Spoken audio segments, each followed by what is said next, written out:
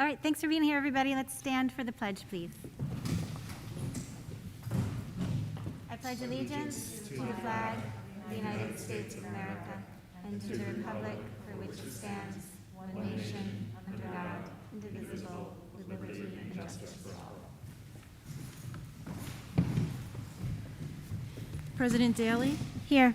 Vice President Headland. Here. Trustee Clements. Here. Trustee McNall. Here. Trustee Parr. Here. Thank you, everyone, for being here. The first thing I'd like to do is welcome Doug Donahue to our board table. He is our student representative. Congratulations. We are so happy to have you here with us. You will be helping us have some insight into the student perspective. So thank you for being here. Yep, thank you. Yeah. And the next Board of Education meeting will be held on November 3rd, which is Election Day, at 7 p.m. Right here in the auditorium. There is not voting happening. No. There is not voting happening at the school, but then the school is closed to students that day. Correct. It's a conference day. But our board meeting will still go on as planned. And Ms. Parr will not be here because she'll be working the polls. Thank you, Margaret, for your civil service. Okay. Oh, I may not be here either. Oh, are you also working You may polls? need to plan for me to attend. Actually, Virtually? Yeah, we should talk about that.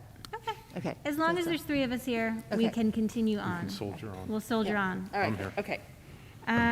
Okay, great. I'll turn it over to Dr. Benante. Thank you, Ms. Daly, and welcome to the members of the community that are with us this evening. I know we're recognizing a few of our students. It's a pleasure to see them and their parents and loved ones here with us this evening. Just a few updates as a standing agenda item related to the school's response to the COVID-19 pandemic. We're still here, which is good news. We've had, again, another week and a half of of uninterrupted instruction for our kids, and we're obviously very, very proud of that.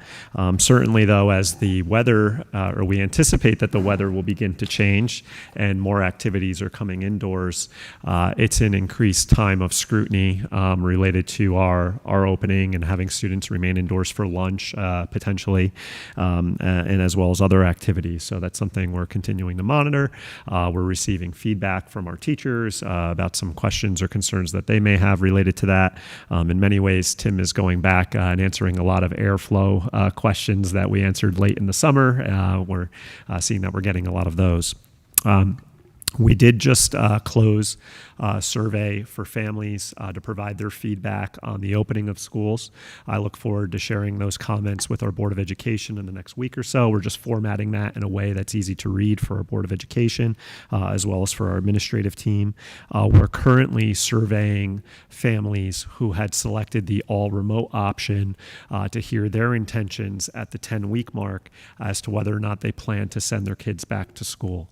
That's pretty significant because in our accounting for students being distanced in classroom environments, were we to have a number of students anticipate coming back, it may create an issue with respect to our ability to keep students socially distanced with that 6 feet distancing in mind, specifically in our K-8 settings or some of our K-8 settings.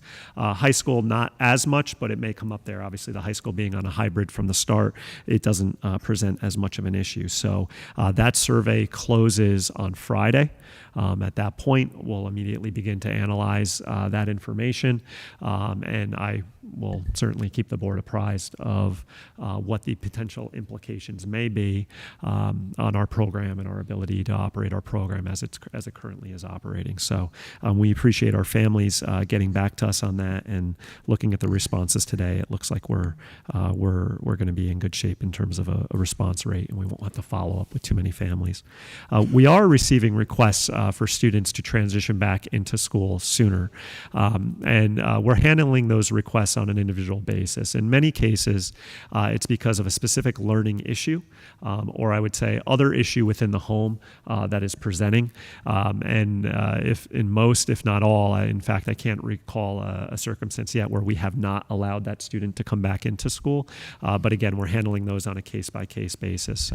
I'm seeing a slight uptick in those with our building building administrators over the course of the last 2 weeks, now that we're probably in the thick of the academic year, and we're really seeing students who are able to respond to that all remote environment, or those who've had difficulty. So we continue to work with that. So on the school reopening or opening end of this, things continue to be in a good place. I will say, just one note, a continued point of concern that I've mentioned to the board before is just that teacher stress level. Our teachers are managing a lot. The fact that in many ways our teachers are teaching obviously the students in front of them, but also the students who are virtual is a really complicated task for them. Jen has sat in on meetings with the school reentry leadership team, which includes our teacher leadership as well as our leadership across other organizations. And we're very attuned, I think, to these concerns and considering how, if at all, we can make any adjustments moving forward. But that's something that's going to require, more deliberation on our part and potentially more discussion with our teachers. So those are a few updates there. In terms of athletics, we started athletic competition about 2 weeks ago. As far as our home games, and I mentioned to the board that the section had established a uniform policy across all Section 1 schools that spectators would only be allowed 2 per student athlete for the home team only. And our folks have done a great job honoring that. We haven't encountered any issues on campus with spectators from other schools attempting to come on. It seems with an exception here or there across the section, and remember the section comprised of over 80 schools, it seems that families throughout the region are really honoring that. We have engaged with Local Live, which is an organization that will broadcast our games. We utilized Local Live last year for the girls' regional basketball game. If you remember, that was right before the schools closed. So this is an entity that will come in, install cameras in our gymnasium space, as well as out on our athletic field, which will allow people to tune in via a web link to what's happening on the athletic field during a defined game. We just felt this was one more step we could take towards accommodating our families or our student body who may want to watch a game. They can do so virtually through our relationship with Local Live. And once that's finalized, we'll issue a communication to families. The cameras aren't set up yet. But that's something that potentially we may choose to do also in the future after COVID. Many school districts had prior to this. We were happy to hop on with that and set that up for our student athletes and their families. With that, I'll pause on the COVID-related updates just to see if there's any questions on the part of our Board of Education. Can I just tell you, I stopped into the soccer game. Yeah. I went in, and the gentleman at the table did not know who I was. And it was very, very, very clear that what his charge was. And he said, "Do you have a pass?" And I said, "No, I don't have a pass." And he showed me to fill out a form or press the QR code. He had it all completely down to a science, and I was completely stopped. So that made me very, very happy, knowing that, I'm the one that said, hold on, Sure. this is against the 50-person rule, because we have 2 teams and the people that work with the teams in that. But given the fact that the New York State Department of Health has said that this is okay and every school is doing it, I was really, really pleased to see how it was handled at the Haldane school level, completely not knowing who I was, didn't let me in. I was not getting any special privileges for sure. The kid was was he a student? He's not a student. He's an employee. He was a young man, but he definitely was like, look, this is how this is going to work, which is exactly what we need. So I was thrilled, and as soon as I identified myself, he explained to me exactly what was going on. So it was very good to hear that it is really completely set up as it should be. It's great. No, I had a chance to attend soccer and tennis yesterday. Our families were great. Our student athletes were great. Went through the same process at the gate. All that being said, I do want to make sure, I just mentioned Meg Crow, our trainer, has been fantastic in helping ensure that we have all of the safety protocols established for athletics. And you see Meg on the sidelines, and she's disinfecting soccer balls and making, and the QR code that you saw, actually Meg created that. So Meg has been essential in making sure that we're implementing the health standards and honoring those for our student athletes and for our visitors. Dave Goddard has been very helpful behind the scenes, as well as liaising with our section officials to make sure we're really clear on the guidance that has been provided, and then our coaches and our student athletes as well. And I just made an observation. I actually took a picture of it, and you hear me talk about comparing and being wary of comparing, and I'm doing it. But I was watching our student athletes, our soccer players, at the end of yesterday's game, and the coach Ahmed was making a very deliberate effort in his post-game debrief to keep the kids 6 feet apart, even though they come together on the field, obviously, in that way. But to, wherever it's controllable, to make sure he's controlling the standards that have been established. And you look down from them and you see the other team, and they're all huddled up around each other. And I just think it speaks to the culture we're trying to create around health and safety right now, and keeping that front and center. And as long as we continue to do so, hopefully that's what keeps us in school consistently. So we hope to keep that in place. Yes. Has there been a decision about snow day usage yet? Yeah, so we've decided that, so for everyone's knowledge, the state is allowing, New York State Education Department is allowing for us to make any potential snow day an all remote learning day, so to not have to utilize a snow day. And in speaking with our Teachers Association, it sounds great, but it's not something I want to jump into right now, because there's some particulars depending on, and one of the reasons that I cite is that often when we encounter issues with weather here at Haldane specifically, the power tends to go out. And that creates an issue now. If we've made that an all remote learning day and there's a significant, snow related event, we've now created this additional stress of trying to get kids logged onto computers or making up missed assignments. And likewise, when you envision that, our faculty is spread out throughout the Hudson Valley, some as far as New Jersey.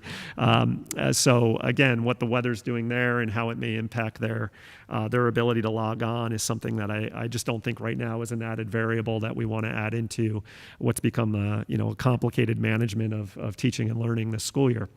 So we agree. I mentioned to our teachers union that we already have 3 built in. So we'll use those 3 snow days so everybody can experience the joy of a snow day as they normally would. That was a joke. Yeah. You're welcome, Doug. But that being said, if we get beyond the 3, maybe we should consider it so we don't have to make further adjustments to the calendar later on this school year. But let's cross that bridge if and when we get there. So that's how, I've decided to enter into that for this year. Very good. Good question. Yeah. And just a quick question. Remind me, maybe it's for you and maybe it's for Ms. Jamin later. Have the interventionists started at this point? And you can give a little bit how it's going. Great, because it's mindful of the stressors, especially I think it'd be great for Christine's report, especially K through 8. That's great. Thank you. Any other COVID questions? Okay. One other update, and it's just given the timing, and I wasn't planning to speak of this tonight, but in over the last 24 hours, it's on a matter related to. That I may very well issue a communication to the broader community about, and just a circumstance I don't feel good about, but at times as superintendent, you have to hit the pause button on certain things, and this one seemed to gain a lot of attention over the last day or so. Our PTA was engaged in with a local business as part of the book fair, and as I reviewed the matter, or it came to my attention on Friday, and normally I don't think I would come to be involved in a specific PTA fundraiser, but as I became aware of it, I was familiar with the particular local business entity and it using its business's social media platform to advance certain political ideas or stances. And that really puts the school district in a very precarious situation because we are funded by local taxpayer dollars. We are a public entity as a public school, obviously. And then whenever that happens, we're put in a position to have to examine our district's relationship just gonna pull this down, examine our district's relationship with that particular entity. And, ideally in a perfect world, we don't have to worry about these things, but perhaps now more than ever, they're front and center, and I get it. And it's unfortunate, and I say that we have many local community organizations or local businesses that want to support our school. So in this particular case, I did have to advise our PTA that it's fine. The PTA can engage with any local business that it so chooses, but the school district cannot utilize its resources to advance or to distribute information related to such if that local business is becoming partisan or has positioned itself as partisan on matters. And the case law on this is well established.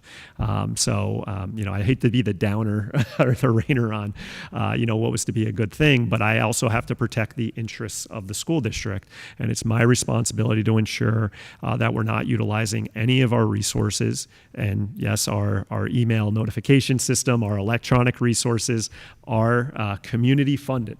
They're funded by taxpayer dollars. We cannot utilize those resources to advance or support anything that has positioned itself as being partisan. Now, so I advise the PTA we cannot continue to put flyers out related to this. That being so, it's drawn some reasonable questions, and someone had pointed out, well, didn't you have Senator Serino on campus yesterday, and isn't that partisan? And I said, well, not really. So just because the school district has a position to remain apolitical does not mean that we don't engage with local elected officials. In fact, it's our responsibility to. Those local officials, whether they fall, regardless of what side of the aisle they fall on, once they are elected, represent our community in Albany or represent our community in Washington. And the board and the superintendent have a responsibility to have a relationship with those officials to best position them to advocate for the needs of our entire community, again, at a state level or at a federal level or a national level, if that so chooses. We're not using the community resources in that way to advance any partisan perspective. We're advocating for the needs of the entire school community when we work with those individuals. So now a fair point would be during election season, and this is something someone pointed out to me, isn't it a little more to the benefit potentially of a local legislator to engage with our students in this way or to recognize a student in this way? And I said, well, potentially so. And we may want to consider that in the 60 days prior to an election that will withhold any student recognitions of the sort. In this case, I don't feel bad in any way about what happened, but I certainly could see the importance of maybe doing so during more sensitive times, and this would certainly be one of those. So I wanted to mention this to the board this evening because you're likely to see a communication from me about it because I do think it's reasonably being scrutinized, and many in our community are questioning why would I decide to do such a thing as it relates to not promoting a particular event. It is antithetical to our relationship with the PTA, so I do hope we've now established some clear guidelines for how we can prevent such a thing from occurring in the future. But I wanted to make sure the board had an opportunity to ask me questions of it if you so choose. I have a question, and it's about, Yep. You said that the case law is pretty settled on this case. Are there resources, or can you speak to what kinds of speech, I guess, count as partisan? If that makes sense. Sure. What's in this particular case, I would say, regardless of what anybody feels, if you're using and again, everyone has the right to their own private opinion. So this has nothing to do with what an individual member of the community would post on their own social media feed as private citizen. But when you use your business account to promote a certain opinion, that's relevant. So criticisms of the president.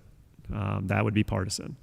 Criticisms of a particular legislative initiative that the president has a position on, that would be considered partisan. One that has come up, or I've been questioned about today, is the Black Lives Matter movement. And I say, well, that one's a little different because one, And again, this was something I'd rather, have comments thought out about before I speak to you because it's highly nuanced. But there's a difference between me as your superintendent even saying Black Lives Matter versus taking a position on the Black Lives Matter movement, which does have a political agenda to it. So there, even within that, there's nuance. That being said, I think we can draw a distinction between a social movement and a political movement. So I would question, is the Black Lives Matter movement a social movement or a civil rights movement, or is it a political movement? And again, I'm not even as probably clear as I need to be on that one in particular. So, but I think if the business entity is just clearly making statements about current elected officials, in opposition or in support of, or particular legislative matters in opposition and support of, you're now taking a partisan position. And we then have a responsibility as a school district not to engage on partisan matters, again, because we represent the entire community. Does that help, Sean? Oh, yeah, entirely. Okay. That was that fine line for me, It's a was fine if it's line. about endorsing a particular candidate or opposing a particular candidate, Yes. or like you said, legislation. Yep. Versus advocating in one way or another for a worldview, let's say. Correct. Correct. Subtle, but Yeah. important in this case. And it's, at the end of the day, would be your obligation, the district's obligation, to determine when it gets into that gray area on what line it falls. Absolutely, and I tried to make the point today, Sean. You're reminding me of something, that we're not actively monitoring this. We don't. We're not out there actively monitoring social media feeds. Right. So literally, it's often put in front of you. Yeah. And when it's put in front of you, you have you're in the position where you have to make a decision on it. So I do want to convey to the community or anybody who may be listening in that these aren't matters, neither myself nor any other administrator. This is generally, monitoring social media feeds is not a good use of our time. But because we're active members of the community ourselves, we may have knowledge to certain things, or we may see it for ourselves, or in some cases, people put it in front of us. In this case, I saw it myself. Yeah. I was familiar with it myself. There was no one who reached out to me. That's certainly something that's out there, that someone talked to me about this or may have, again, because of the political motivations that may be out there. It's not true. I saw it myself on a social media feed, and I as soon as I saw it, and then I saw the connection between one of our supporting organizations and a fundraiser, I brought it to their attention. And I suggested that we hit the pause button. I didn't suggest that the school immediately disassociate ourselves from the event, but that can we just hold up for a second here and examine it, which is often the starting point. And of course, when you get into fundraisers, there's contracts that are signed, there's things that may have already been communicated, and so I'm understanding of the desire to move forward with it. But then, in such a case, that I'm forced to make a more immediate decision than I would like to. Thank you. I do think we, as a board, should consider putting some kind of limitation on any political candidates in an election year for timeframes. I think that's a good idea. Not that I think there was anything wrong with what happened. But I can understand the perception now. Congratulations to that student that Yep. won the award. The Right. timing was unfortunate, especially for this. But I do think maybe we should look into making a policy for that. Yeah, that may be make it very very good for clear. policy. And we can recognize November 4th, So again, there's... Right, and there was a flyer that went out for Sandy Galiff, too, within the last few weeks, Okay. when she did the event down at Desmond Fish Library. Got it. So it clearly was not a partisan thing. This was a student being honored. Right. The timing was just unfortunate. But maybe we should look into That's fair, a policy absolutely. for going forward.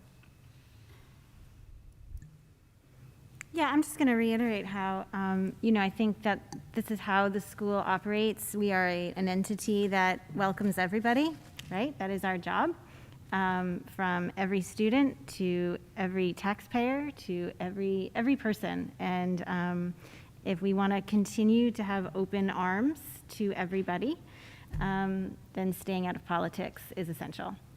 And I think we do that really well as a board and as a governance team, and I commend Dr. Benante for making those tough calls, and sometimes unpopular calls. Yeah.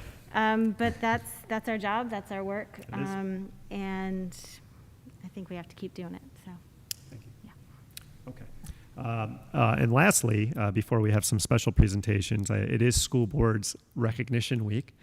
So I just do want to take a moment to pause and on behalf of our administration and our school community express our gratitude for our Board of Education members who volunteer their time to serve as the governance team of our school district. And I cannot think of any other time, and I've said to you before, where I try to be a student of the history of public schools, where school boards have had to grapple with so many issues that have lasted and are endured for so long as it's related to our ability to remain open or even open our schools, as all of you have over the past 6-7 months now. And in particular, I want to thank you for your support because were it not for our school board remaining so supportive and taking the time to understand the complexities that were involved in the decisions related to opening our schools, our kids would not be having school every day. And I think you can see, and it's not a commentary on other school districts who have not yet opened, but I think those districts who have not yet opened for portions of the students, it illustrates how complicated this is and how difficult it is. Some of these are districts with hundreds of millions of dollars in budget, and they're still struggling to get to a place where the schools can open. And again, everybody was a part of that, but our school board members were a part of that as well. So the theme is it's sweet to be back in school. So we have a little chocolate for you all. Hopefully you like chocolate. If you don't, you can just send it my way because I'm consuming a lot more of it these days. And in addition to that, similar to last year, and I think the board appreciated this, we're going to make sure we have arrangements for a series of books to be donated to the Haldane libraries in your honor. For the upcoming school year. So thank you to all of you. And if I can ask our community members to join me in a round of applause for our school board.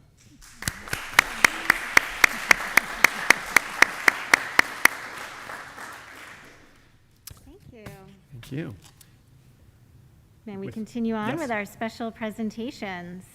So our Haldane High School students, our National Merit Scholarship Program. Who's doing that award? Miss Sniffen? Ms. Sniffin's going to Come on give the down. awards, and I'm going to join her. All right. Miss Stein's going to join me for a moment. The first student we are going to honor this evening is Walter. Walter, if you could stand. Walter has been nominated this year to represent Haldane as an all-state band student playing the trumpet. In all my years here at Haldane, I believe Walter is only the second student to receive this honor. So it is an incredible honor. I'm going to ask Ms. Stein to speak a little bit to the award, and then I have a couple other things to mention about Walter. Hi, everybody. I'm Jessica Stein, and I am the band teacher. To participate in All-State, these are the best music students getting together from all across the state to form one great performing ensemble. Walter prepared a NISMA Level 6 solo, which he worked on for many months, rehearsed with a piano accompanist, and then performed and received a perfect score. Usually, our all-state students get together at the Eastman School of Music up in Rochester, New York, for an amazing weekend of rehearsals and performances. This year, with the current circumstances, they will be recording their own parts and editing together a virtual concert. So hopefully the reach of the concert will be a little bit greater than having to travel all the way to Rochester. On a more personal note, Walter was one of the very first students I met at the Haldane School when he was in my demo lesson. And it has just been such a thrill to see him grow from going to be a 9th grader to being a senior. And that's all I can express, and my pride in him in being selected for this great honor. So thank you. Just two other quick things to mention about Walter. Walter is also a phenomenal A student here at Haldane, in addition to being the Section 1 Class C champion in cross country in the 2019 season. My hope would be that there will be a sectional meet for 2020 this fall, but I'm not so sure. So congratulations on that too, Walter. We'll do like one of these. I don't know if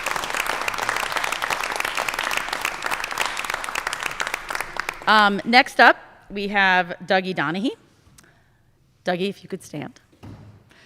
Dougie Donahue has made it to be a commended student in the National Merit Scholarship process. To be a commended student, you must score in the top 3% of the 1.6 million students who took the PSAT. In addition to Dougie scoring very well on the PSAT, he too is a straight A student. He is a multi-sport athlete.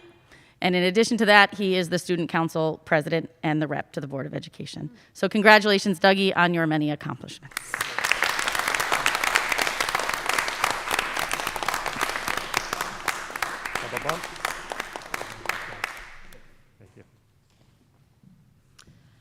And finally is Sophia Kottman. Sophia's sitting right here with me. Sophia is a semifinalist in the National Merit Scholarship Competition. Sophia scored in the top 1% of the 1.6 million students who took the PSAT. In addition to that, she is an accomplished debater, representing Haldane at many events and competitions over the last a lot of years, at least 5 years for us. In addition to that, she is fluent in 7 languages and is currently working on her 8th, which is quite an impressive feat. I think everybody can agree. So Sophia, congratulations, and a straight A student, congratulations on your many accomplishments. And Sophia will continue in the National Merit Finalist competition as being a semifinalist. So we'll hear more about that in the spring. But she had to complete the additional part of the process to being the scholar, in addition to recommendation letters from the school district, transcripts being sent, and many other things. So congratulations on your work in that process too. Sophia.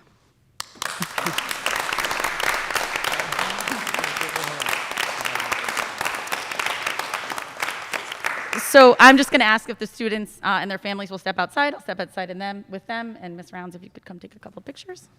Thank you. If you don't come back, we won't be offended. You have to come back, Doug. Wow, they're so impressive. Goodness. I did all-state choir when I was it was phenomenal. Don't try to steal Great their thunder, experience for our John. kids. They're amazing. You know, if they're going to record it, could they put a link to it on the website for when they, when they recorded? put that whole, the thing for Walter's I'll ask Jessica about that. performance? I'm sure there's a way we can work that out. Jessica's instrument is trumpet, isn't it? Yeah. Yeah. I think so. On to less exciting news. No offense, Anne. Our audit report. That was a big dip, wasn't it? That was really Zoom in. It is interesting. Good news. I didn't say it wasn't interesting. Yes. Exciting.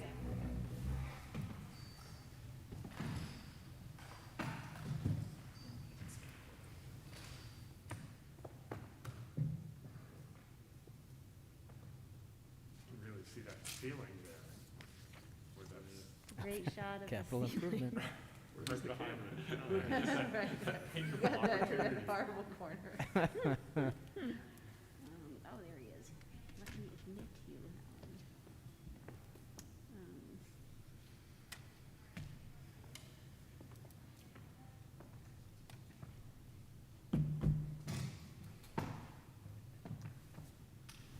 Alan. Hi, Alan. Can you hear me? Yes. Okay, welcome. Alan, we're here at the board meeting, and you're on a screen. Will Kylene be joining us or not tonight? No, it's just me, Ann. Okay. Then we're ready to go. You are ready to go. Well, good evening. My name is Alan Walther. I'm a partner with the Bonadio Group. We are the school district's auditors.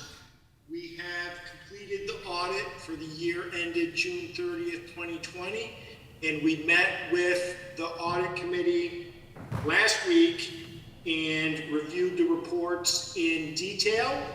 For tonight's meeting, I'd like to just give a brief overview of the results of the audit and then open it up to questions from the board if there are any. We completed the audit 100% remotely. We did not come down to the school district's offices at all, which is what usually we do. We come down for several days. So thanks very much to Ann and the rest of the staff at the school district for providing all of the information electronically. That is a pretty heavy lift, and it was very appreciated. New York State requires the school district's financial statements be audited in accordance with government auditing standards. So what that means is that we issue 2 reports on your financial statements. We issue an opinion on your financial statements, and then we issue a report in accordance with government auditing standards. And the overall results of our audit, we issued an unmodified opinion on the school district's financial statements. That is the highest level of assurance that we can give on your financial statements. And with regard to internal controls, we had no internal control findings and no compliance findings for our governmental auditing standards report. So overall, very favorable results, unmodified opinion, no findings, no compliance findings. Some of the highlights of the financial statements, if you look at the financial statements, they're really broken into 2 sets of financial statements. There's government-wide financial statements and fund-level financial statements. And what the difference is that the government-wide financial statements are basically all of the funds of the school district combined together, plus your long-term assets, minus your long-term debt, using a full accrual method of accounting, which means that you recognize assets and liabilities regardless of when assets are turned into cash or consumed, and liabilities regardless when they're paid. So it's a very long-term look at your finances. Whereas at the fund level, the screen went black.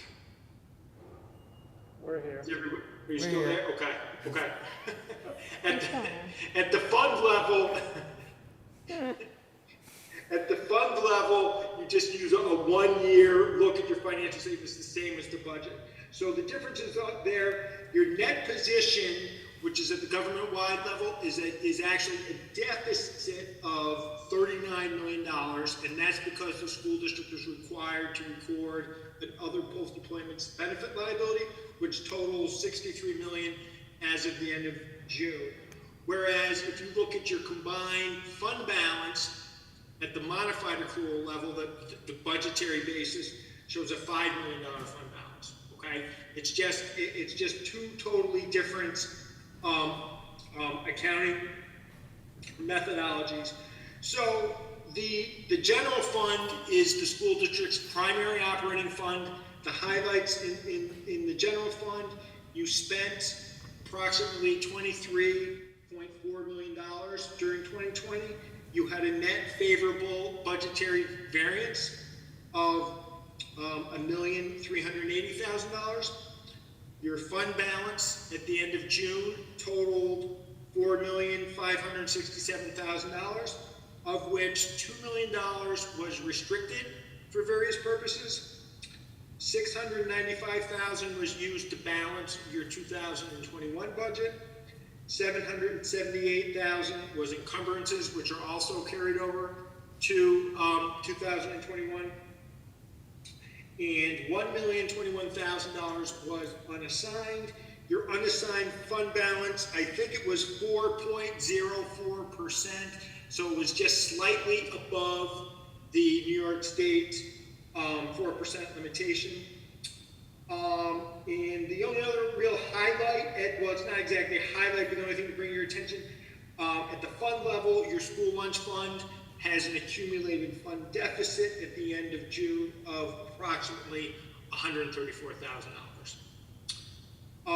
That is the extent of my comments. We went through at the audit committee in detail, but I'm more than happy to answer any questions that the board may have. Any questions from the board? Anne, did you have anything you wanted to ask or add? No, I think we're good, Alan. Okay. Thank you so much. Thank you. Thank you very much. Thank you, Ann and the staff, and stay well. Thank you, and enjoy your short ride home. Oh, yeah, I'm just walking out the, I am home. Bye-bye. Have a good night. Bye. Thank you. He's got PJs on. Well, that sounds like a really super positive report, Anne. Congratulations. Thank you. And thank you for your hard work. Thank you. You're welcome. We're just gonna click through. Okay, so much exciting stuff going on tonight. We're going into building goals now. So Yes, Dr. so- Benante, I'll let you lead that Yeah, conversation. so as the board's familiar, and actually each of our principals are still here, okay, are going to take a role in this. At our last meeting, we adopted the Board of Education goals as well as the district goals. And with that, our building administrators work off of the district goals to establish their own building goals for the school year. And I'm going to ask Christine, Marianne, and Julia to come up. I think Julia may still be with the student. Oh, she's here. Oh, I'm sorry, Julia, I didn't see you over there. You were sitting over there before. Welcome back. Just to speak to each of theirs. So Christine, we'll start with you. And for the board, I just summarized the board goals. These should be familiar to you. We've been working with these for some time, as well as the district goals for the upcoming school year. And it should come as no surprise that both the board and district goals, goal number 1, is prioritized around continuity of instruction, while being attuned to the well-being of staff and students. And each of our building principals started there as well. So, Christine.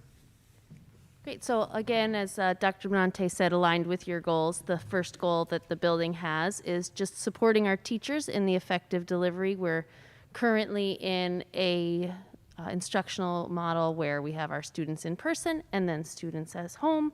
We'll be transitioning to using our interventionists, K-3, and adjusting to that model.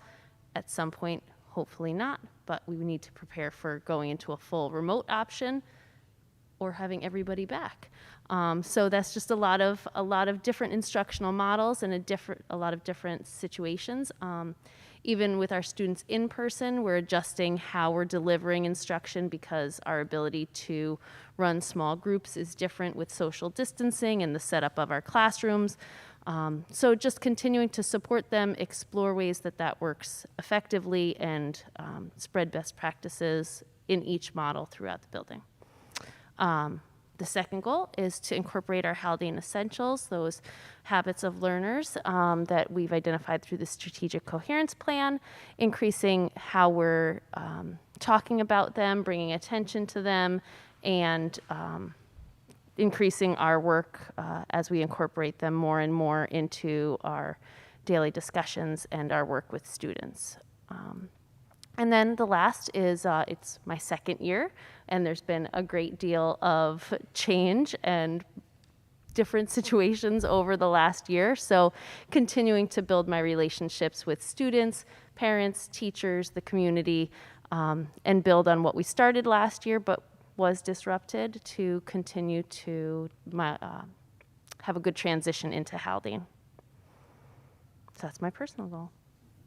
So we'll pause, I think, with each building principal, because that would be a good place to pause if there's specific questions related to the building principal's goal for the year, any questions regarding action items that they may have behind each of these goals, or measures of effectiveness that they plan to utilize. That's all been incorporated into what they've submitted for me, but for brevity's sake, for this evening, we didn't include all of that in the summary here. So we'll pause here in case you have questions for Christine. I'll ask about, if you want to elaborate on the interventionist, that would be great. That's in my building report. Are we doing those at a Nope, separate great, time? good, do it then. I will and- do that then. But the other thing I would ask is pick one. I realize there's detail on all these, but pick one of these. How will you measure that you're effective at the end of the year? Sure.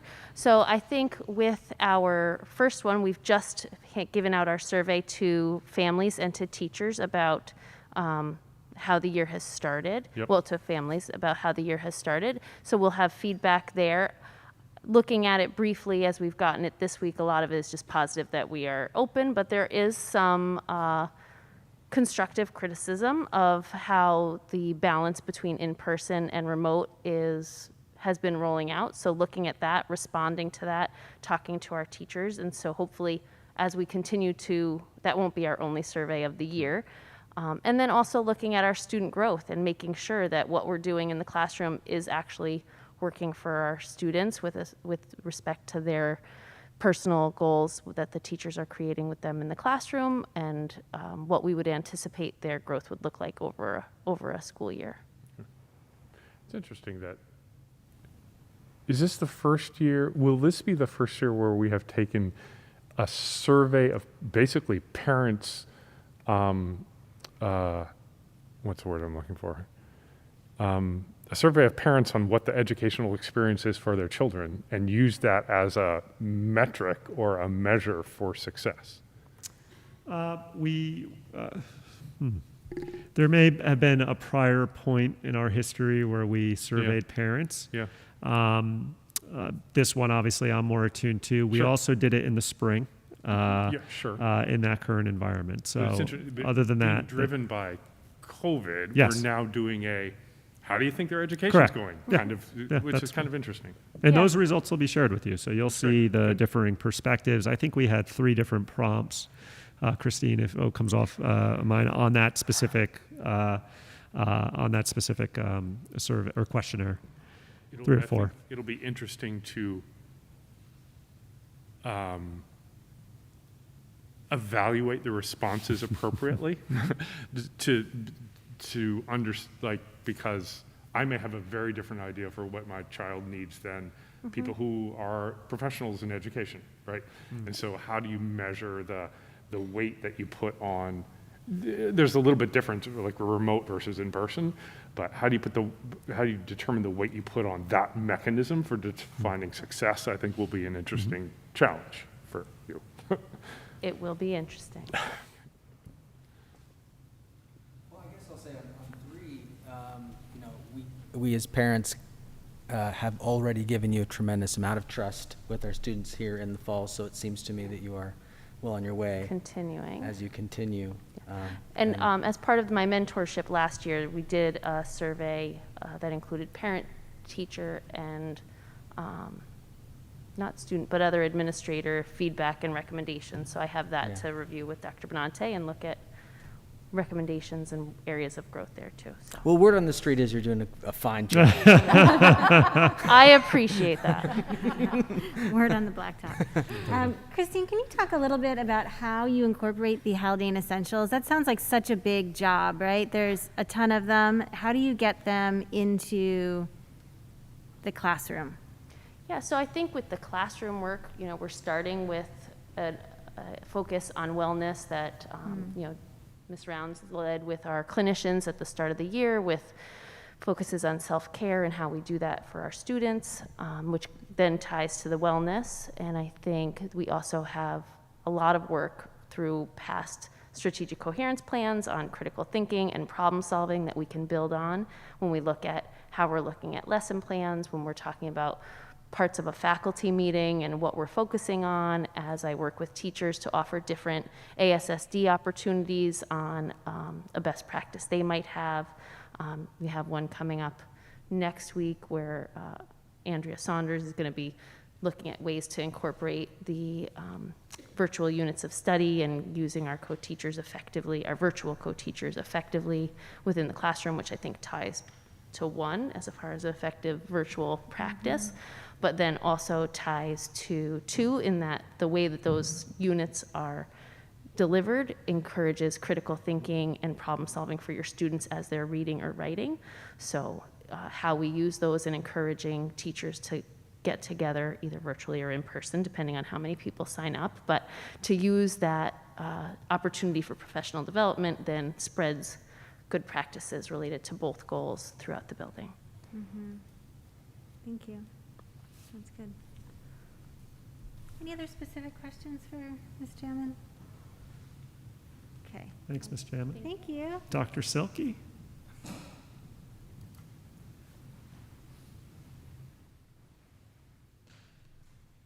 Good evening, everyone. So the middle school goals for this year are first and foremost to work along with the district goal of continuity of instruction for our students, whether they're in person or remote through the COVID crisis.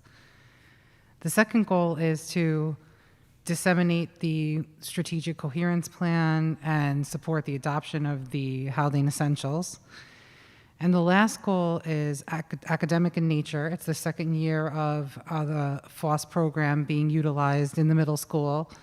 And the work has now turned to making the full option science system valuable with both remote and in-person instruction.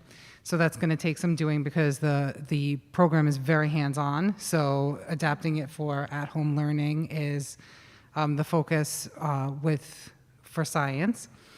And we're also, even though it's a COVID year, a low bandwidth year, you may hear, we're still going to move forward with studying math resources with the hopes of presenting a math resource for adoption to the board at the end of the year. I'm not familiar with FOSS. Could you explain it a little bit more, please? So if you stretch your memory back, not last year, but the year before that. I can't do that. I know, it seems like it was 1,000 years ago. Yeah. The brief history of the full option science system. The New York State passed the next generation science standards that represented a significant change to the science standards as they had been written, including the addition of spiraling concepts. So the resources that we were utilizing were no longer applicable because, like, for example, whereas Mr. Wick would normally cover weather in 6th grade with more of an earth science, like an introduction to earth science in 6th grade, now the new standards call for Ms. Gesson to cover that, where she would be rolling into more life science. So the standards completely changed, and as the state normally does, there's a period for increasing awareness of what the standards are and gives districts time to look at what they're currently utilizing and explore what resources are out there that are up to date with the new standards, and then decide what to adopt. So not last year, but the year before that, Tom Vergidamo, who is our math and science coordinator, worked with the science department to study the resources that were available. That was the first year that the K-12 Haldane Curriculum Council was also formed in a standing manner. So Tom reported to the Curriculum Council as well. And through the studying of resources, the FOSS, the full option science system, was presented to the board for adoption. Last year, so the board approved and we purchased that system, and the system included training for our science teachers. So our science teachers were trained, and the system was very favorable because at the middle school we do a lot of student-centered and project-based learning, and the system is very hands-on. So it is basically kits that, I mean, you could equate, like the layperson can equate it to a unit. So a kit has a unit in it, so it might be a unit on waves, or it might be a unit on weather, it might be a unit on chemistry. So, and in that kit, it contains everything that you need to teach that unit. So that this is hence comes in the need to work on as a goal the translation of what's in this kit, that maybe you would have like beakers for each child, or materials for each student to work on experiment in their classroom, and now that needs to be managed remotely. So a little bit of work to tweak that for the remote environment. Did I hit the nail on the head or no? Thank you. That was for you. Thank you. I have a question. Yes. Can you tell me a little bit about how you all identified the middle level mathematics programs that you're considering for implementation, and what criteria you're planning to use to identify one? So this is going to be a collaborative effort. I am going to be facilitating Tom Vergidamo in leading the effort with the math department. I'm also going to be working collaboratively with our curriculum consultant from P&W BOCES, Judy Barbera, for support with that.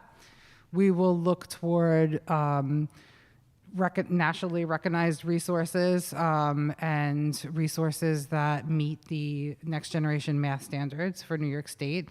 We will use What Works Clearinghouse, and we will use regional recommendations from districts that have already adopted resources that are up to date with the next generation math standards.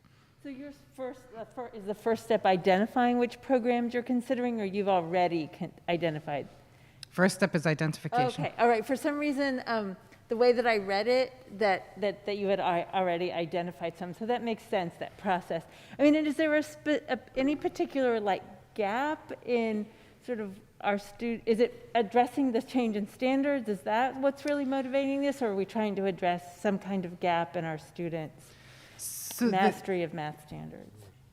Less of a gap, although that does, there is one thing that we're looking at that would be a bonus in a resource, is a resource that could be used in our academic intervention services as a, but pedaling back from there, it's mainly to make sure that we have aligned, up-to-date resources that are aligning with the state standards. And,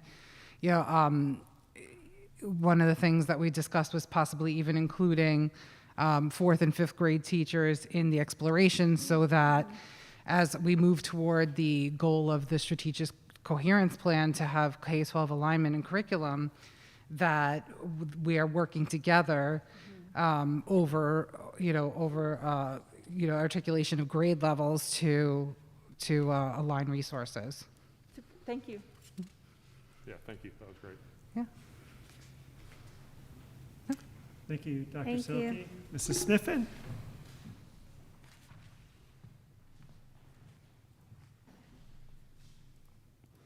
I think what you'll see is the first two goals are very similar to the elementary and the middle school, which are clearly aligned with the district.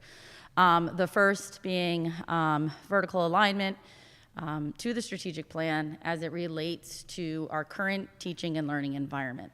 I think, as you all know, the high school is in a hybrid environment, which I often have to remind myself that's 3 different things for a high school teacher, in the sense that you have the students that are right in front of you, you have the students that are sitting at home for 2 days, but then coming back to you, and then you have the students that are home all the time. So there's really 3 different groups on any given day in every single classroom, and cameras are on in every single classroom during the course of the day. So navigating that, supporting the teachers, supporting the students, looking at the survey information. Already today I spent a lot of time looking at it. I'm highly impressed with the number of responses that we've received from parents giving feedback. So, I think there's a lot to digest and look at as it relates to Goal 1. Goal 2 is aligning with the strategic plan. I think I misspoke at the beginning there a little bit, but aligning with the strategic plan is Goal 2. And specifically looking at strategies 1, 2, and 4. 1 being curriculum alignment. We had our first curriculum council meeting where we're analyzing and looking at different unit layouts, and effective unit development would be goal number 1 that we would be looking at, or strategy number 1 as a district. Strategy number 2, the professional learning plan, diving into professional development. I think right now we talked a lot about what PD are we offering for our staff as it relates to the current teaching and learning environment, and making sure we're meeting the needs of our teachers in this unique time. And then number 4 is the student support and what students need through these times at strategy 4. And then as a building, the 3rd and final goal, I believe, was on my report last month as well, is the work with facing history and ourselves. While this is a social emotional learning program and platform that takes the current curriculum that you're using and allows for that SEL work to happen within the curriculum you're using, within the framework, there is also a lot within teaching history and ourselves that I think is just so relevant to what we've been talking about and what Dr. Benante talked about at the beginning of the meeting, is providing teachers the professional development to be able to allow for civil conversation that relates to what's happening in our nation, that relates to some of the discourse that our students are facing, not able to speak to one another right now in a civilized manner. And my hope with this goal is to give teachers the tools to be able to help students navigate these conversations, because they want to have the conversations and they want to have them in a civilized way. And I think, unfortunately, right now, finding the role models to be able to do that is very difficult. So my hope with Facing History this year, if, diving into, Mary Ann said, like, we can't take on so much right now because there's just so much going on. But if we could just have teachers feel comfortable and having tools in their toolbox to allow students to engage in conversation this year as to the things they're facing, whether it's political, whether it's COVID, whatever it is, they need the space to be able to discuss this in a manner that is appropriate. And teachers need supports and able to do that. Because the minute you bring it up, it becomes political. And teachers need to be able to teach current events and current situations and current things that are going on in a manner that is safe for them to do so. And I think we would be doing a disservice to our students if we don't provide those resources for our teachers to be able to do that. So that would be our third goal. Primarily social emotional learning, but it is a piece embedded within Facing History and ourselves, and they do a really good job with it. So I think that would be a little bit more of the push and the focus, especially civic responsibility and those conversations sooner rather than later. Thank you. You're off the hook, Julia. Also, Mrs. Rounds for the Pupil Personnel Department is going to share her goals this evening.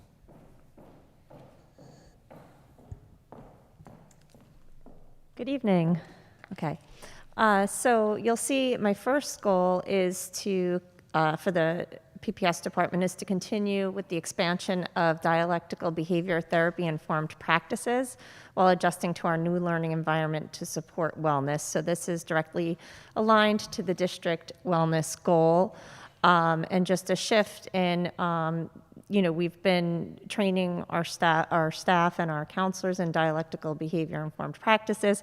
But now, they do need to shift in terms of our current environment and in terms of remote services and also resources that could support self-care. And the second goal that I have is to facilitate behavior management training for all teacher aides and assistants. This is something that came out of my needs assessment when I first started last year. And then we closed. So it was something that I wanted to work on at the end of the year last year. And now we have hired more paraprofessionals that are new to us.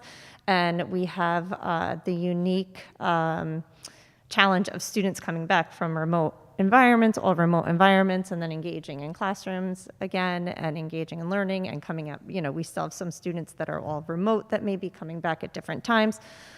So this will support positive behavior management, and we have a behaviorist on staff now that can really help facilitate that training as well, and do so first looking at conference day, but then in smaller chunks throughout the year.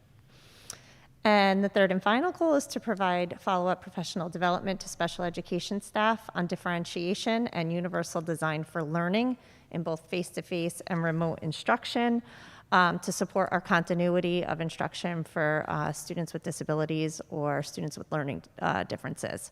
So we did a lot of work prior to this year with Goldman, Sora, and Rutherford coming in as instructional coaches with our teams, our co-teach teams.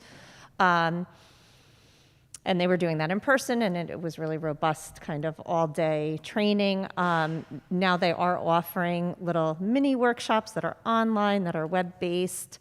So what I plan to do is work with our teachers and to identify what they see as the need as they're shifting, from in-person, face-to-face instruction and remote instruction, and say, what do you need to help provide accommodations for these students that may be online part of the time. Sounds good. Any questions for Ms. Rance? Yeah, I'd just ask a quick question. Thank you very much for this. On number one, where would you continue the expansion of dialectical behavior therapy practices? Where would you say that the school is or the practices are now, and where do you want to get by the end of the year? So that's a little bit challenging because in terms of expanding, the language that I use there is a little bit, it's a little bit challenging because we can't do the groups that we were doing before, you know, so to provide more groups in dialectical behavior therapy right now is difficult with social distancing, right? But for this year particularly, I would like we still have a trainer that comes in and provides support to our team every 2 weeks, and she consults with them. And what I would like to see happen is more of a shift more than an expansion in terms of, I guess it could be an expansion too, and expanding that role of providing self-care resources that are DBT aligned and be able to provide support remotely if we should end up in a remote environment for how to run these groups remotely and what kinds of resources can we use that are DBT informed in a different kind of environment. All right, thank you. Thank you. Thank you. Thank you, Ms. Daly. So with that, That concludes our building goals. we do. It concludes our goals. You may hear more about them when we get into, you will hear more about them when we get into individual building reports, which happen on the second part of this school year. So we'll reconnect with our principals during that time. Great. Thank you, everybody. Is there any communication from the public at this time? No. Okay, we're going into information reports. So our first report is from our student advisor, so no pressure, Doug, if you you don't want to give a report tonight, but if you would like to, do you have one prepared? Yes, I actually have some information prepared. Of course you if do. you'd like to hear it. I love it. Good. Yes, so in terms of coming back to school and everything, it seems to be going at a very nice pace, obviously. Student Council had their first meeting today, which is nice. They established a Spirit Week for next week, discussed themes and colors, most of which are yet to be decided by the class officers. Additionally, Student Council established that Fridays would become Blue and White days, so that's good for school spirit and such, especially now more than ever, school spirit is pretty important. Additionally, class officers were asked to reach out to students in their grade and to provide student photos, student art, and student murals that can be displayed in the hallways as well. And additionally, the college process seems to be going at a nice pace as well, as 3 students have already applied early action by the October 15th deadline. 16 students are currently working on applications for the early decision deadline by November 1st, and 3 more students are working on early decision applications that are due by November 15th. And additionally, a lot of students have also started applications that are due on December 1st, January 1st, and February 15th, respectively. Great. Out of curiosity, does the high school student council connect at all with the middle school and elementary school student councils? Not necessarily, Yeah. but that is something that can be explored in the future. Yeah, just wondering. Great. Well, thank you very much. Did you just say Blue and White Day is going to be ongoing, not just for Spirit Week? Yes, that's correct. Blue and White days will be ongoing for every Friday. I love that. Yes. Thank you, Mr. Donahue. Ms. Jamin.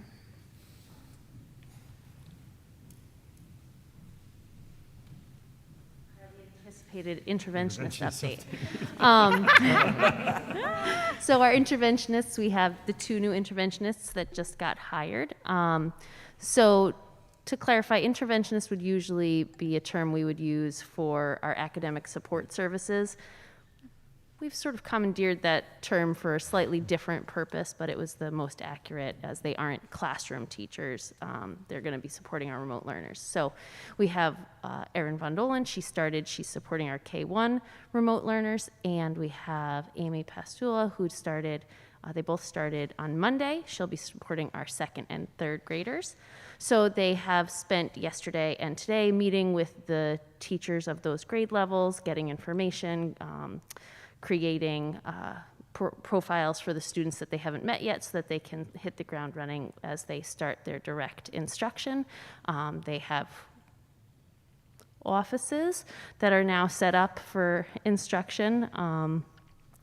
Ms. Pastula will be working out of the office in the elementary library, and Ms. Vandolen will be working out of the sort of an office outside of Ms. Curry's office.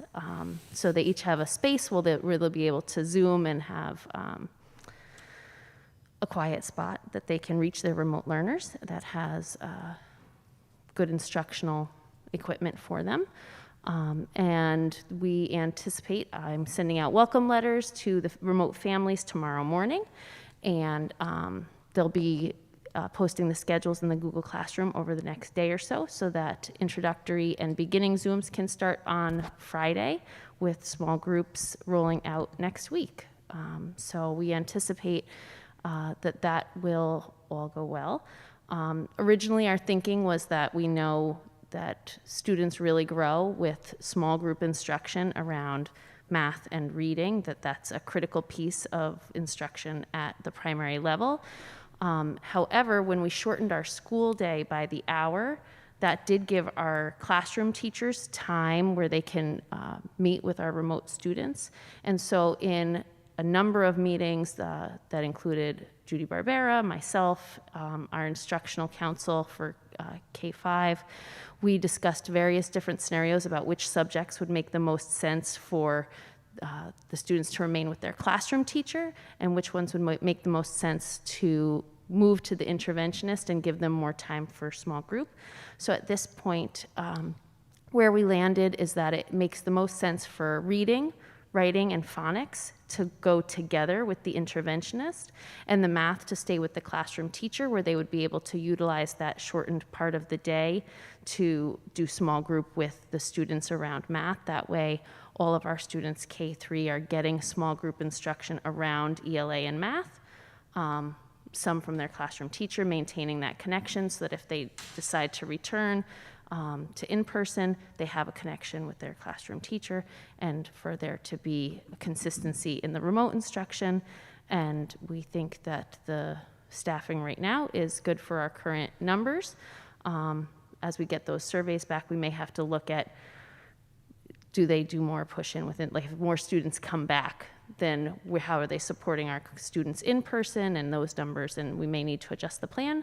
But for the next month, we have a plan for now, which under these circumstances is just the best we can do. A plan for now and flexibility to switch the plan if we need to. And we also opened the playground equipment, which the kids are very excited about. So they are using the swings and the playground equipment, washing their hands and using hand sanitizer before and after, and maintaining social distance. It's only one class at a time using that, and that's been going very well. Thank you. Dr. Seelke.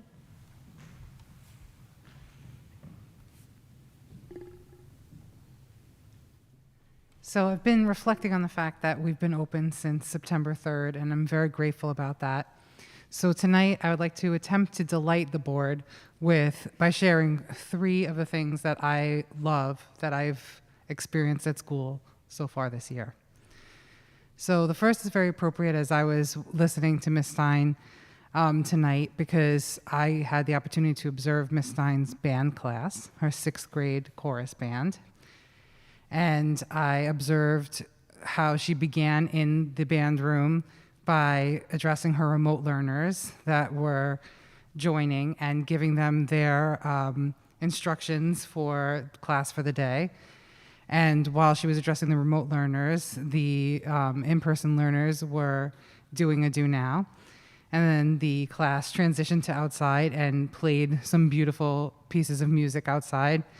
And in our Danielson rubric, there's a line about a teacher making a major instructional transition. And I just think that Ms. Stein's professionalism in teaching the class outside, 12 feet apart, really just speaks to that. So I love that. Another thing that I love that I get to do every morning, and you would think that it would be very cumbersome, but it's actually oftentimes the most wonderful part of the day, is greeting all of our students at the flagpole.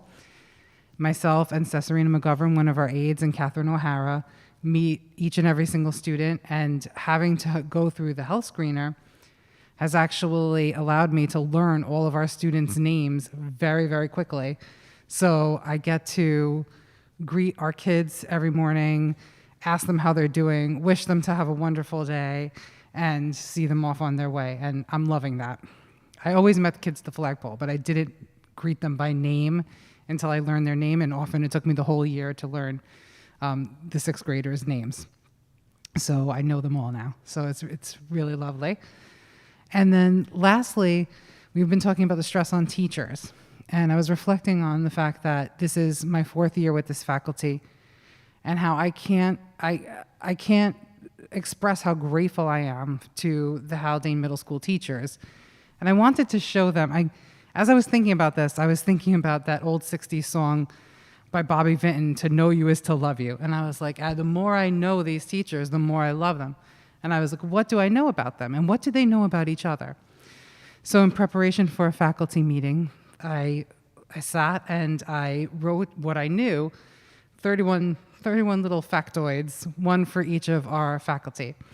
And then I tasked them at the beginning of the faculty meeting to match up the factoid, because it's from my memory, and with the faculty member, places they like to hike, what they did before they became teachers, their favorite deli, what their spouses do for a living.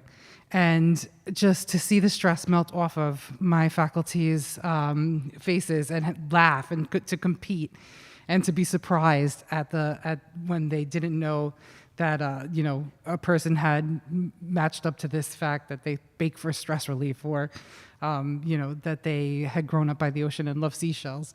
It was a wonderful moment. So I hope that you've enjoyed this little break from all of the seriousness in the world to hear these 3 things that I love that have happened at school so far this year. Thank you. Thank you, Dr. Seeley. I'm delighted. That was delightful. No. That's okay. So mine is not going to be as entertaining as that. But I guess it's a good takeaway I'm going to talk about. It's something that you hear about probably every year, but there's a really good takeaway with it this year.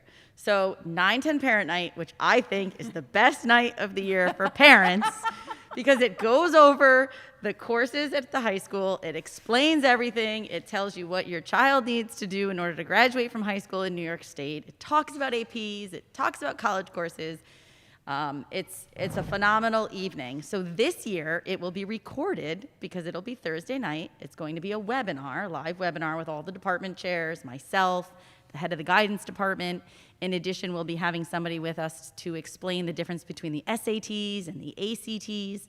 We'll be going over BOCES programming for the options for students who would like to select BOCES. So that's this Thursday night from 6 to 8 o'clock. The Zoom link has been sent out to all 9-10 parents for them to watch it, but we are going to record it. We do know that it is the final debate is also Thursday night. We have gotten a lot of calls about that.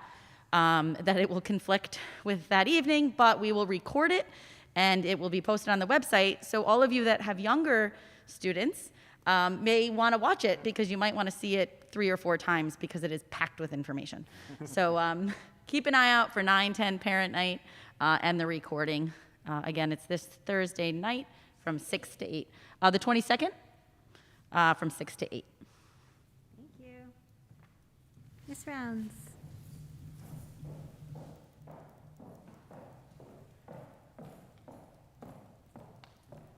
Okay, I just wanted to start with a quick thank you to the Putnam County Department of Health, because we were able to pull off our flu clinic this year. And I was very nervous about it because there were a lot of changes that needed to be made in terms of the timing, the location. Usually we do this in the nurse's office. We had to take the big gym to make it a socially distanced flu clinic. And we shifted the time so that we were able to offer the flu shot to students who were all remote. So the nurses from the Department of Health were here until 6 o'clock at night in order to do that.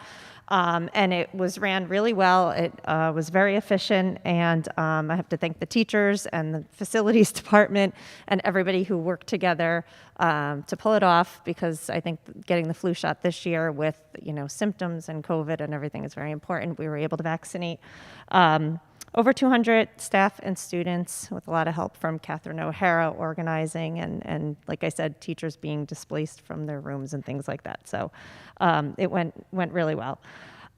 Just a quick announcement, Red Ribbon Week will be the week of October 26th. So this is a week of activities planned to promote healthy choices and choosing to be drug-free. There will be different themes each day that coincide with Spirit Week. So for the elementary school students, you might see flyers like Wake Up to Be Drug-Free, wear your pajamas to school, that kind of thing. Will happen throughout the week, and facts will be shared based on grade level. And students will make a pledge to remain drug-free. And just along with the wellness, our counselors continue. I talked last week about the counselors doing some support groups and how, you know, sometimes there's not always a very good turnout for that. People might not feel comfortable coming to a support group on campus, so they are working really hard to develop other ways to provide self-care and wellness to our staff and our students. Lisa Kahn, for example, and the other counselors are working to develop a web page with resources on self-care. So more on that when she has completed that. Nicole Snook, our school psychologist, will be providing an ongoing newsletter with resources and tips and self-care as well. So they're continuing to work through this to try to support our students and staff. Thank you. Thank you. Mr. Walsh.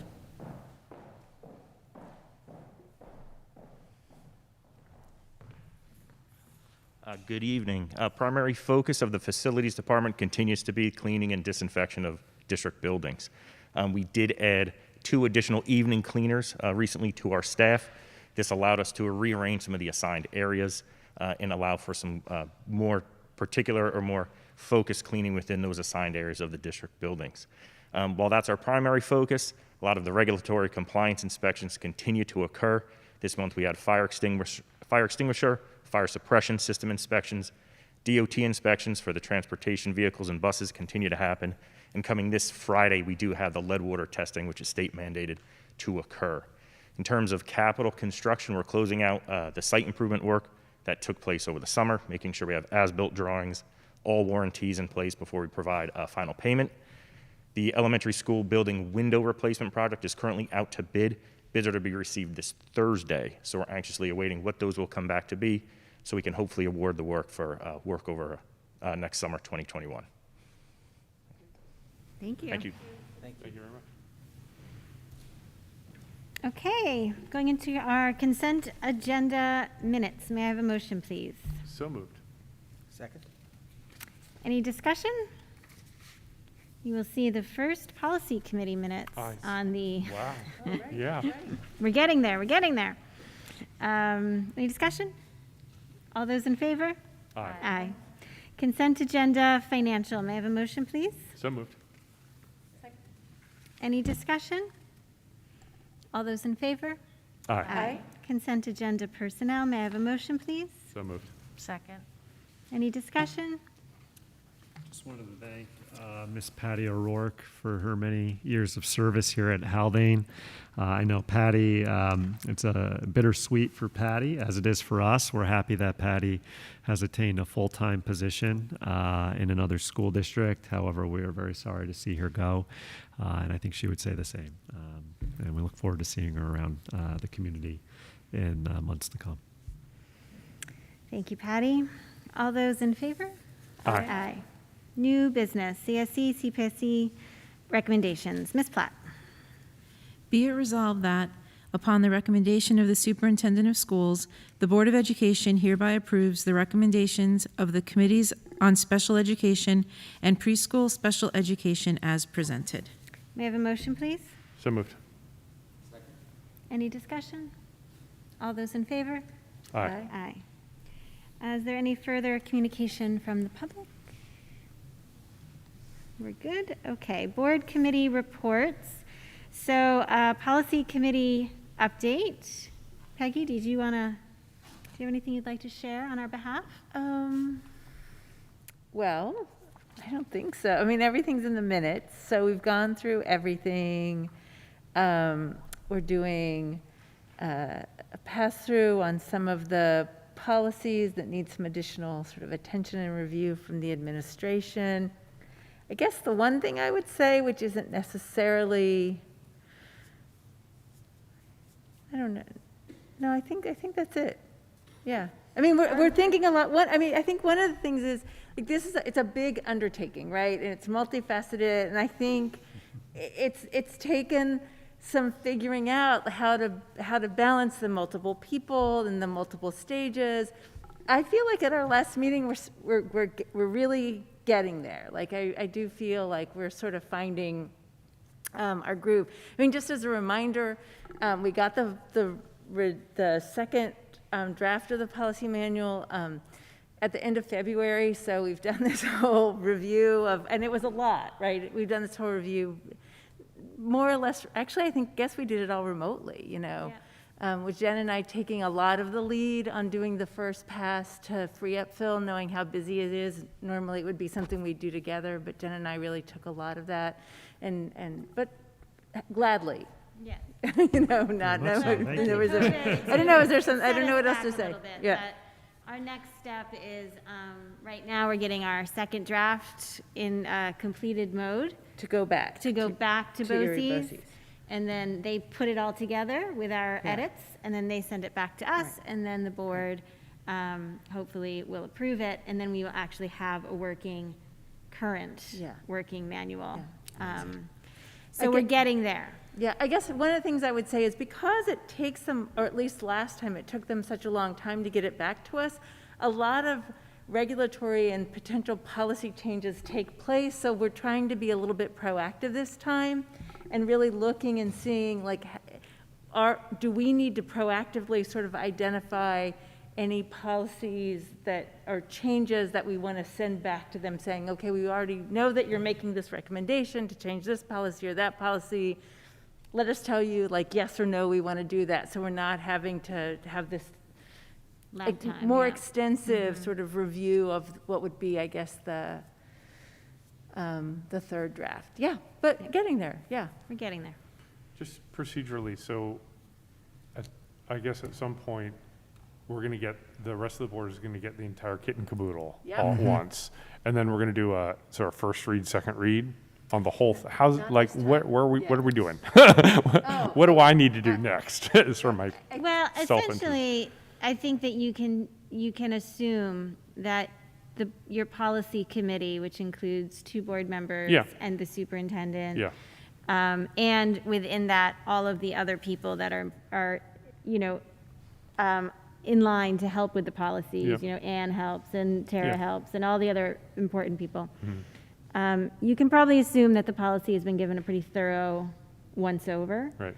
And it might be something that you don't feel the need to read the whole policy manual before you feel like you can approve it. Right. So we would just approve it as a group to get it in motion, and then we'll start a process of ongoing review. And that ongoing review would also be concurrent with new policies that come along the way. Yeah, this is basically to get the thing established. Yeah. Functional, okay. Yeah, I think, because otherwise it's like 1,000 pages long. And I think that's the process we decided a little while ago, although I know it's been a little while since we made that decision.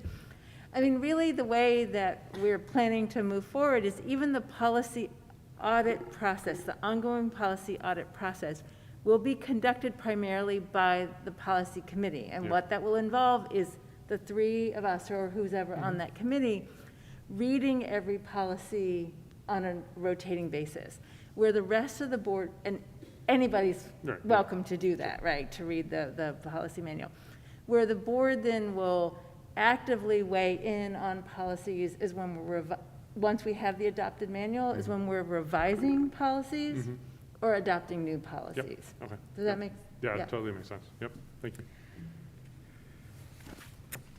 Okay, Westchester Putnam School Boards Association update. I was going to present our new goals for the year, but they're not adopted yet, so I couldn't do that.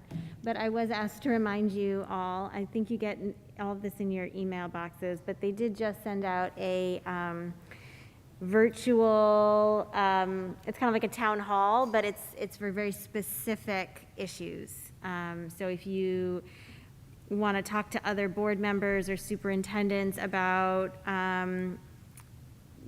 socially distanced board meetings, you know, you can sign up for this Zoom call at this time. If you want to talk about how do we assess student needs during COVID, you can sign up for this call on this date. And it's a whole week. It's almost like a little mini virtual conference. Yep. It sounds like a great idea to me to be specific, which is so nice. So if there's a specific issue that you're interested in soundboarding with other school board members on, it's there for you, and other superintendents as well. So if anybody ends up going and doing any of those, report back. Yeah. Okay, board reflections. Anybody have anything additional that they'd like to share? Well, I feel like every time we meet, we should celebrate the great work that all of our faculty is doing. And thank you. I see but a small portion of it, but I see so much, and I can't express my gratitude enough. So thank you. Sounds good. And to all of our staff, really, right? Everyone. Everyone. Our whole Haldane family. That's a big true. Thank you. That's nice. Dr. Benante? I have no further remarks. Okay, well, we started our, previous to our board meeting, we were interviewing and potential athletic director candidates, and we now need to go back in to have some more discussion about that. So I'd like to make a motion to go into executive session to discuss personnel matters made confidential, personnel confidential. What's the word? What do I want to say? Personnel matters that are confidential? I'm making that motion. Who would like to I'm second it? seconding that motion. Any discussion? All those in favor? Aye. All right. We will not be coming back. Thank you very much. Thank you, everyone. Thank you, Doug, for joining us.